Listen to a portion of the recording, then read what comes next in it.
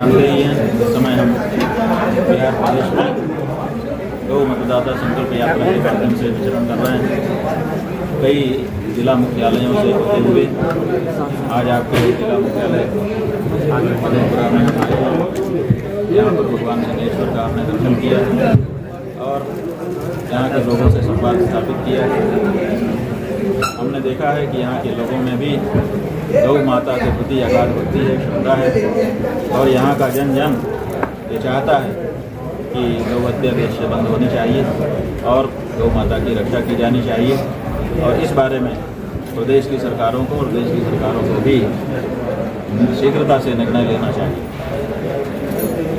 तो हमको ये सब देख करके अच्छा लगा है। अब हम यहाँ से आगे खगड़िया के लिए प्रस्थान कर रहे हैं। आप लोग अगर कोई विशेष प्रश्न पूछना चाहें तो एक एक करके पूछ सकते हैं। वार्ता के दौरान अभी बताया जा रहा था कि गौ माता के लिए अगर प्रत्याशी यहाँ खड़ा करने जा रहे हैं हर विधानसभा में। देखिए, ये हमारी मजबूरी हो गई क्योंकि हम गौ मतदाता बनने का संकल्प लोगों को करा रहे हैं और लोग बड़े प्रेम से वो संकल्प ले भी रहे हैं। जिस दिन चुनाव होने लग जाएगा, मतदान होने लगेगा, उस दिन ये जो संकल्पित मतदाता हैं ये किसको वोट देंगे? क्योंकि कोई भी पार्टी गौ माता की रक्षा के लिए शपथ पूर्वक उद्घोषणा करने के लिए तैयार नहीं। इसलिए इनका वोट प्राप्त करने के लिए किसी न किसी को खड़ा ही होना पड़ेगा। तो इसलिए बिहार के सभी विधानसभा क्षेत्रों में कोई न कोई एक प्रत्याशी गौ मतदाता का मत प्राप्त करने के लिए प्रत्याशी के रूप में जरूर खड़ा होगा। और यहाँ मधेपुरा क्षेत्र से भी कोई न कोई प्रत्याशी होगा जिसकी घोषणा समयानुसार की जाएगी। तो जो संकल्पित गौ मतदाता हैं वो उस प्रत्याशी को मतदान दे करके गौ रक्षा के लिए अपनी आवाज़ को आगे बढ़ा सकें। सर, ये बड़ी सवाल है, गौ माता की आखिर क्या आप लोग का उद्देश्य है? प्रत्याशी और सरकार से डिमांड करते हैं आखिर आप लोग का एक संगठन बना होगा जिस तरह से गौ की रक्षा हो सकती है, इसके लिए आप सरकार से क्या? देखिए, गाय की जो सेवा है वो हमारे हाथ में है। हम गौ माता की सेवा कर सकते हैं, उसमें किसी सरकार की हमको कोई आवश्यकता नहीं। और हमने किसी सरकार से गाय की सेवा के लिए कुछ भी नहीं मांगा, ना हम उनसे धन मांग रहे हैं, ना उनसे हम जगह मांग रहे हैं, कुछ नहीं मांग रहे हैं। लेकिन गाय की रक्षा का जहाँ प्रश्न आ जाता है वहाँ तो हमको सरकार पर ही निर्भर होना पड़ता है, क्योंकि सरकारें ही उजड़ खानों को लाइसेंस देती हैं, वहीं पर गाय काटी जाती है, वहीं पर बोटी बोटी करके पैकेट में बंद करके उसके मांस को बेचा जाता है।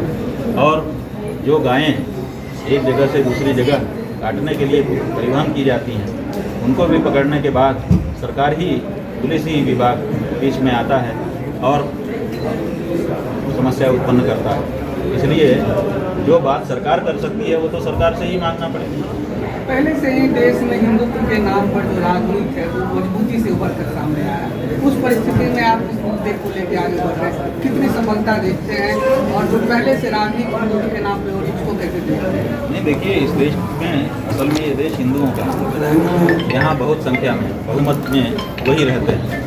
तो इसलिए इस देश में अगर कोई हिंदू की राजनीति करता तो उसको सफलता मिलती। लेकिन शुरुआती जो राजनेता हमारे देश में आज़ादी के बाद आए वो ये नहीं चाहते थे। वो चाहते थे कि भले हम ज़्यादा हैं लेकिन हम सबको लेकर के चलें। तो कुछ दिन तक ये प्रयास चलता रहा, लेकिन ये प्रयास सफल नहीं हुआ।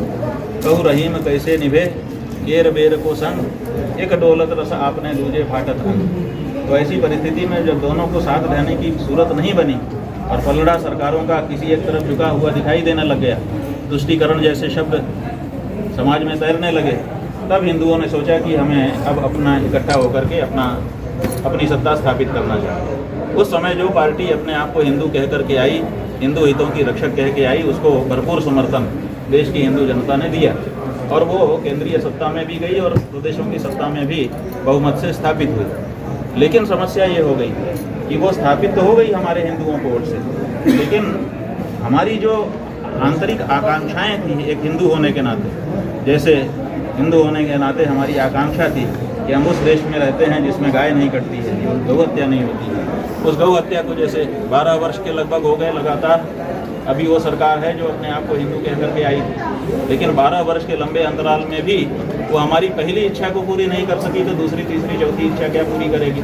तो इसीलिए अब उनसे हम लोगों का मोहभंग हो रहा है और इसीलिए हम चाहते हैं कि देश की सनातनी जनता सनातनी राजनीति को सामने लेकर के आए ताकि हमारी आकांक्षाएं पूरी हो सकें। क्या शंकराचार्य काम पार्टी बनाना नहीं है, पार्टी बनाना राजनीतिज्ञों का काम है। लेकिन शंकराचार्य हिंदू जनता को प्रेरणा जरूर दे सकते हैं और वो काम हम इस समय कर रहे हैं। हम चाहते हैं कि सनातनी जनता का ये देश है, सनातनी विचारधारा को भी राजनीति में आना चाहिए और उसको अपनी सत्ता स्थापित करके सनातनी जनता की आकांक्षा को पूरा करने का प्रयास करना चाहिए। हमको संख्या का तो ज्ञान नहीं है, लेकिन जुड़ रहे हैं, निरंतर लोग जुड़ते चले रहे हैं।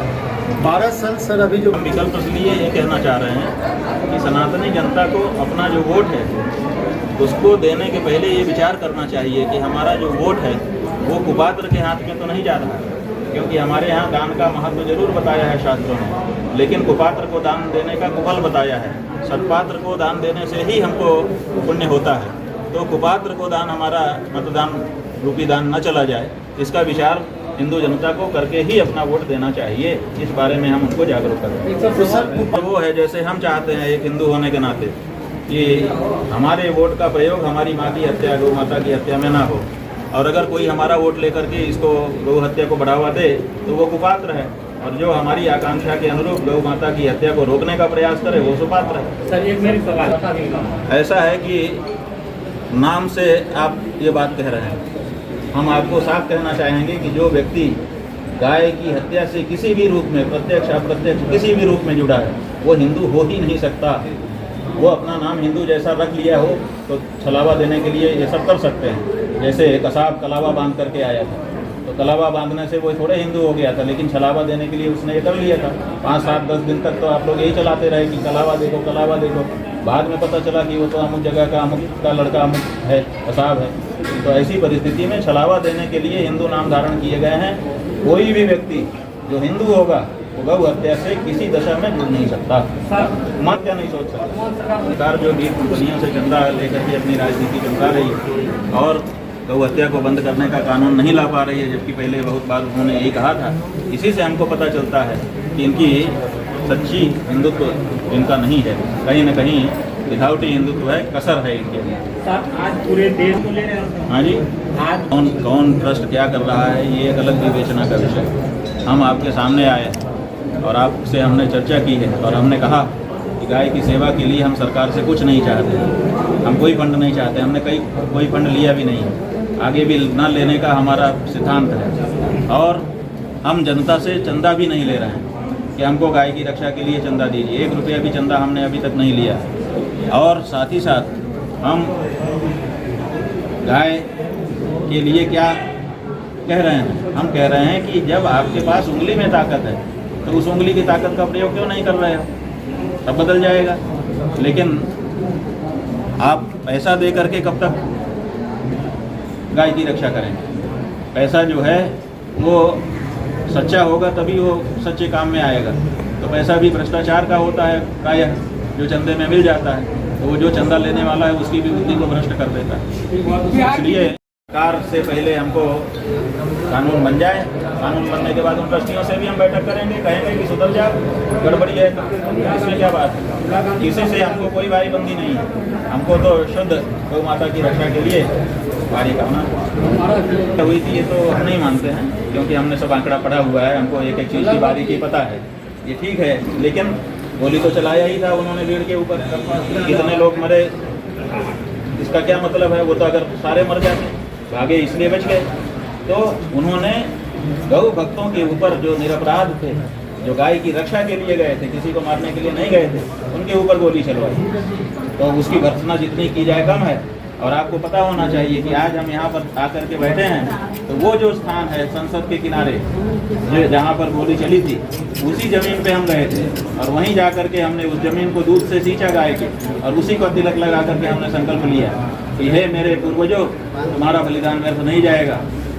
अब उसी रास्ते को, तुम्हारी ही मांग को आगे बढ़ाने के लिए हम निकल रहे हैं। या तो तुम्हारे जैसे हम भी मर खप जाएंगे और या तो तुम्हारा जो काम था उसको पूरा कर जाएंगे। तो उन्हीं बलिदानियों की मांग को आगे बढ़ाने के लिए इस समय हम निकले है बिहार में 243 बस जितनी है सब पर। क्योंकि कहीं भी अगर कोई गाय के लिए मतदान करने आए एक भी व्यक्ति, तो ऐसा ना हो कि कोई उसका मत लेने वाला ही ना हो। इसलिए हर जगह पे एक व्यक्ति खड़ा करना हमारी मजबूरी है, हम करेंगे।